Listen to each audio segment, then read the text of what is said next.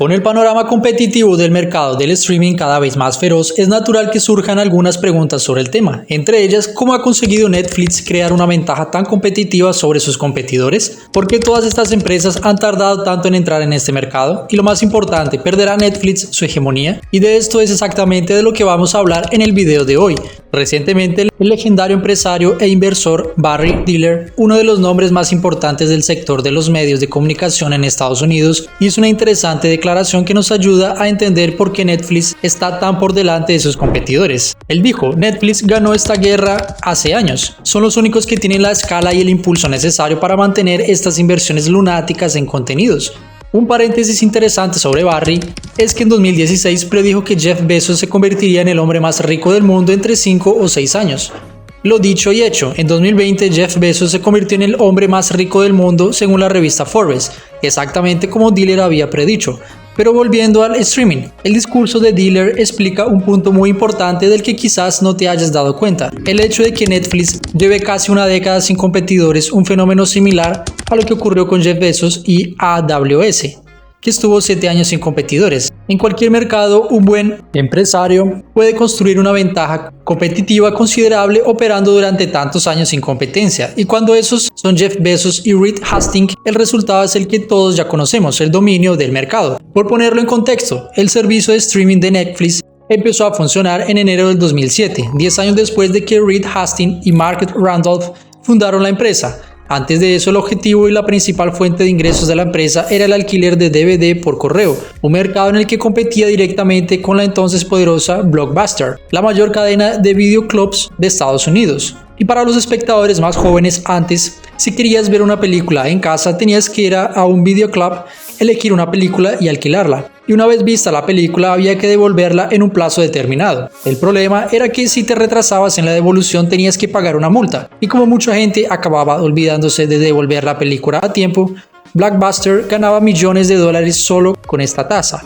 Para que nos hagamos una idea, en el año 2000 la empresa ingresó unos 800 millones de dólares por tasas de retraso, lo que representaba el 16% de sus ingresos totales. En consecuencia, el servicio de alquiler por correo de Netflix empezó a ganar mucha popularidad porque facilitaba mucho la vida a los clientes. En primer lugar, el cliente no tenía que ir a un videoclub, sino que podía recibir la película de su elección en la comodidad de su propia casa. En segundo lugar, y lo más importante, a diferencia de Blockbuster, Netflix no cobraba a sus clientes recargos por demora. Fue esa estrategia la que propició el rápido crecimiento de Netflix en los primeros años de la empresa. En 2000, los fundadores de Netflix intentaron vender la empresa a Blockbuster por 50 millones de dólares. Blockbuster no solo rechazó la oferta, sino que el director de la empresa en aquel momento, John Antioch, se rió en la cara de los fundadores de Netflix. Pero el último en reírse fue Netflix, que no solo rechazó la oferta, y ahora vale más de 140 mil millones de dólares. Pero en aquel momento, con la oferta rechazada, Hastings y Randolph no tuvieron más remedio que seguir el camino de Netflix sin el apoyo de Blockbuster.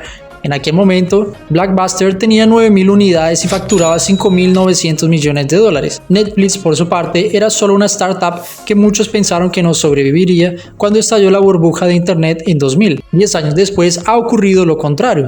Netflix se convirtió en un gigante y Blockbuster se declaró en quiebra, y todo apuntaba a que tras dejar fuera de juego a su mayor competidor, Netflix continuaría con la estrategia que había llevado a la empresa al éxito. Al fin y al cabo, el equipo ganador no se mueve, ¿verdad? Si pensabas así, estabas equivocado. Al año siguiente, con Blockbuster declarándose en bancarrota en 2011, Reed Hastings decidió pisar el acelerador para hacer una transición en el modo de negocio de Netflix y centrarse al 100% en el streaming. El agresivo enfoque de Hastings, que puso en marcha una serie de iniciativas estratégicas en 2011, sobresaltó a Wall Street e hizo que las acciones de Netflix se desplomaran un 80% ese año. Reed Hastings, como cualquier gran CEO, ignoró por completo la histeria a corto plazo de Wall Street y continuó con su estrategia a largo plazo, ampliando las operaciones de Netflix a nivel internacional e invirtiendo miles de millones de dólares en contenidos propios.